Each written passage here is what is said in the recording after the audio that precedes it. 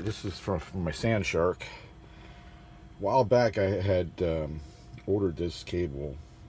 This is the original one. It's just disintegrated. This, you can see the rubber on the outside, the shielding just comes apart. And it's not so much the headphones you got to worry about water ingress.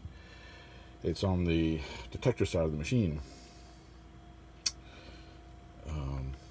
That would just ruin the electronics inside. So this is a 3-conductor.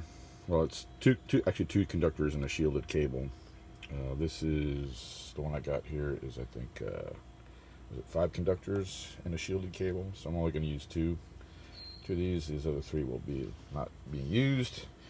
The only sad thing is you can see here, the length of my replacement cable is a little bit less than the length of the original, a little bit half the length of the original one, but this is all I could get at the time I was shopping for a suitable replacement cable. And I've had this for a while, so since it's time to break out the big guns, I think, I guess we'll go ahead and solder this cable up into these headphones, and then I'll put the cable through the waterproof housing of the metal detector, get that all soldered up on the board.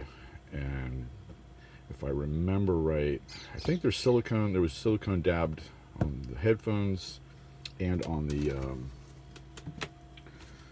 motherboard inside the metal detector, so I have to do some soldering and some silicone, and hopefully I'll get it all back together, and at least I'll have the Sand Shark up and running, which is a good machine. It's a pulse induction machine. It has a lot of penetrating depth. So yeah, I guess we'll do that. Actually, it took me a little while to remember how to get this apart, but yeah, some speakers embedded in silicone. I'm gonna have to dig all this apart, change the cable, and then rebed all this in silicone again. Fun. If I do make a video on how to do this, there's a cable tie here. It's got to be snipped so I can get the wire off here. It's like a little strain relief. Yeah, boy, the water just ate that up. All right, so I snip that, get this free, and there's the cable tie.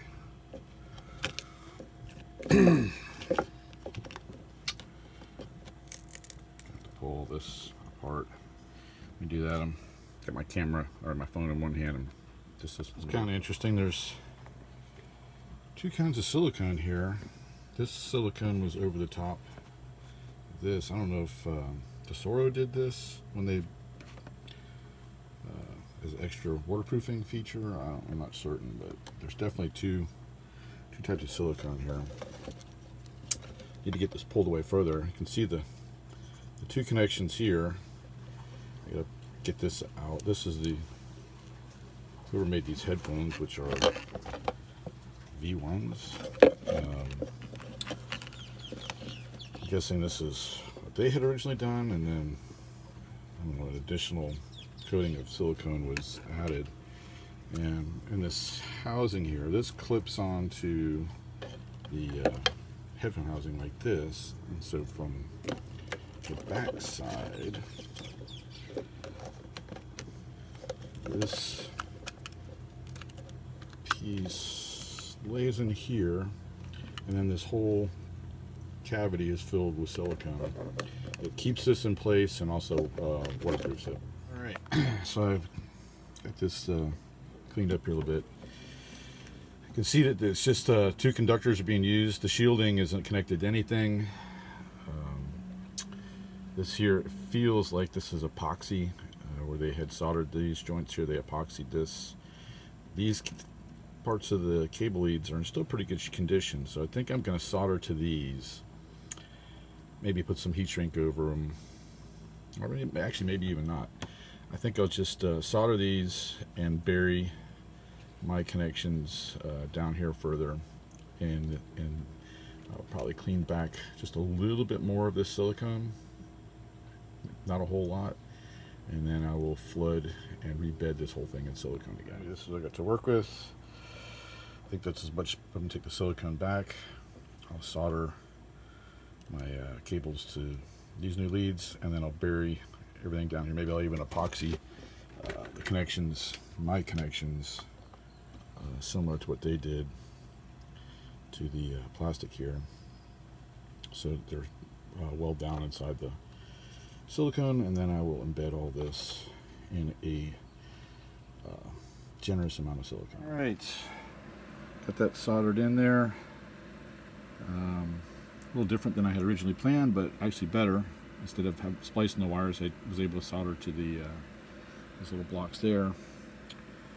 So yeah, it should be okay. Now the next part, I cleaned this with 70% alcohol. That's really the only thing, good cleaner I have.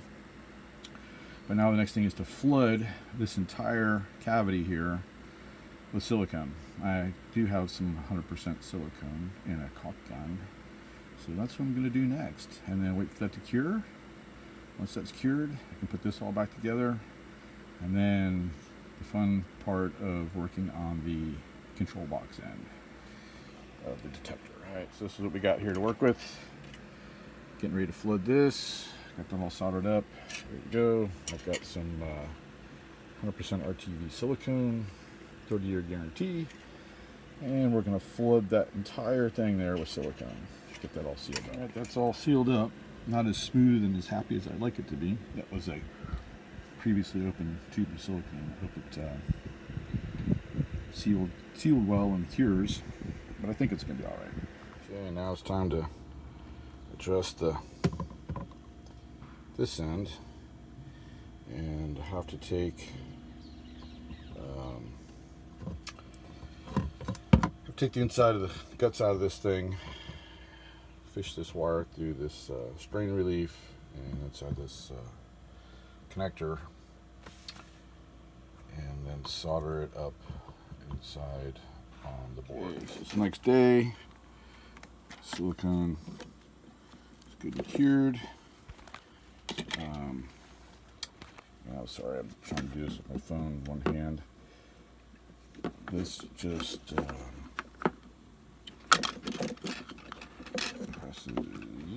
oops, doesn't go that way, it goes, should put it on the right direction. Yeah, okay. So yeah, the wires go up, this goes to the top, this will be at the top.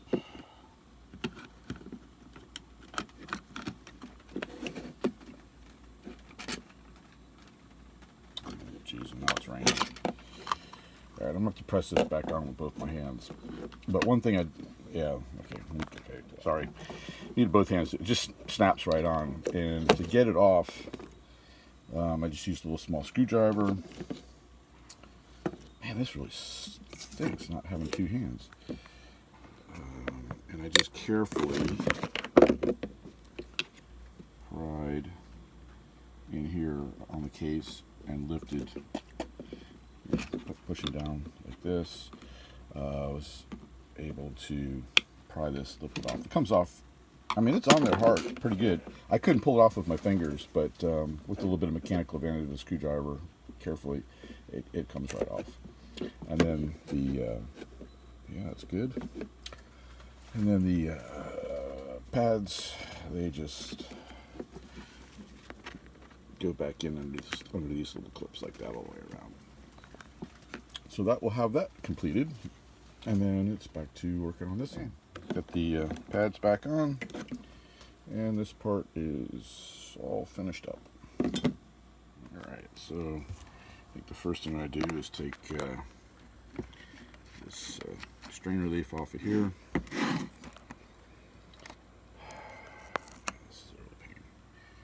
And I will go ahead and slip it on here so I don't forget it. Lord knows over the years I've done that enough times. Okay, so the strain leaf's on. This is just a little insulator over the shielded wire. Put that to the side.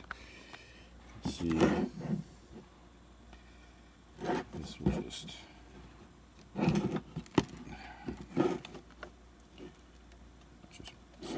do there. I can't remember if there's a knot on the other side or a cable tie or what, so it can't pull through.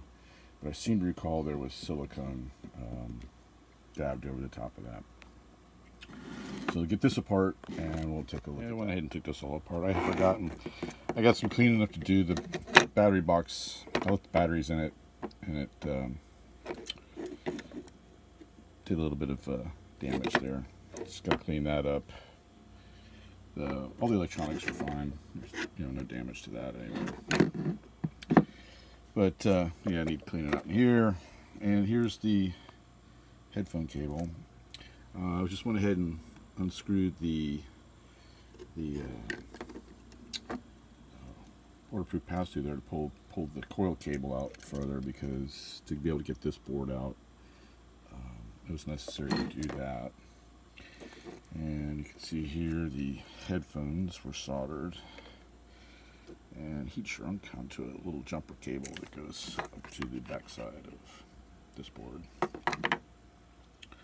So I'll just snip these here and pass the headphone wires through there, and yeah, you can see shielded cable there. The shielding, same thing, it's just cut off there, so just the 2 wires connecting to this little board. So that should be pretty easy to fix up, and if it wasn't for the previous corrosion problem, being an idiot leaving batteries in there, and I knew better, I wouldn't even have this issue to deal with. But this is just mostly cosmetic. Just clean this up and get it all put back together nice and clean. Put some new silicone around this O-ring here. In fact, I might even put some silicone on the cables passing through, just to give it a little bit extra waterproofing. And yeah, this should be a done deal, a done fix, or fixed. So this wire here, I will end up just clipping off right there, and I just have to solder up these 2 wires. And we'll be done. Throw some batteries in it, give it a test, and it should be all good to go. Unfortunately, this is the smallest heat shrink I have. I don't know if it's going to go down that small. We'll give it a try. If that doesn't work, I always have this. I can put that over it. But we'll give it a shot and see what it does. All right, get this all soldered up, and I did put a little electrical tape underneath the positive, just to be a little on the safer side. And let's get this thing all buttoned back up. Throw a battery in it, see if it works. Clean that up, put a little paint on it. Should be all good to go, hopefully. Okay, all back together. Got a little bit of paint on there.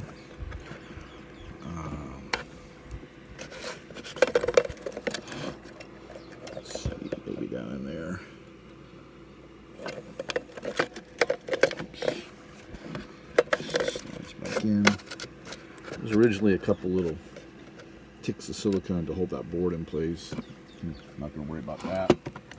And yeah, get these down, crank down fairly hand tight. Got just a little bit more to go. I'm going to go ahead and tighten them all the way down, and that should be it. I went ahead and clean the basket off, or the O-ring off, with the nylon bristle brush, and I'll get this wiped off good, and I'll apply some new silicone grease to that, and we should be ready to fire this thing up. I got to come up with another battery holder. I don't know where that got off to. I should have drawbacks living on a boat. A little corrosion. Otherwise, this thing's just been sitting in a drawer. I'm pretty sure this is a brand new one I had. I think it is. It's either out of my whites, or the one that was in here, I'm pretty sure I tossed. But I keep these things over the years. Whenever I can pick them up, I do. But this one's going to require a little cleaning up. And I checked it does fit. It fits a little loose. But when the batteries are in it, maybe it'll fit a little bit tighter. Okay, all back together. My new setup here.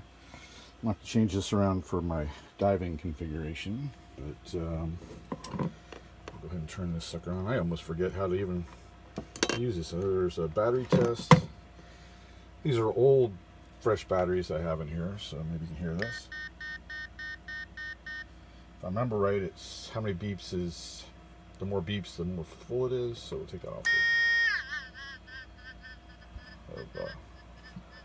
I have a piece of metal.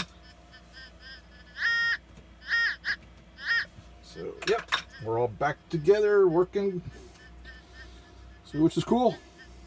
All right.